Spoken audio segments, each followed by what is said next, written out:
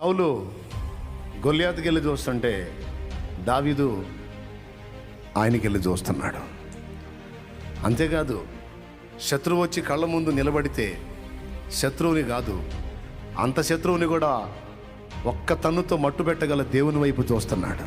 ఆరుమూరల జానుడు, ఆరుమూరల జానుడు, ఆరుమూరల జానుడు అని వాడి గురించి కలవరించకపోతే అసలు మనల్ని చేసినోడు ఎంత పొడుగు. అగాధ సముద్ర జలాల్ని ఈ పుడిసిలితో గొలిసిపోసాడంట. దెయ్యాల గురించి గొప్పగా చెబుతారు, సమస్యల గురించి గొప్పగా మాట్లాడతారు, అప్పుల గురించి గొప్పగా మాట్లాడతారు, రోగాల గురించి గొప్పగా మాట్లాడతారు. ఒక్క మాట ఆయన పలికితే కాదా? ఒక్క మాట ఆయన పలికితే కాదా? నేల నుండి మంటిని తీసి బొమ్మను చేసి ఆ నాసికారంధ్రాల్లో జీవవాయువును ఊది ఓ బతుకుపో అంటే తోలు బొమ్మలాగా డింగు డింగు తిరుగుతున్నావు కదా, ఇది అద్భుతం కాదా?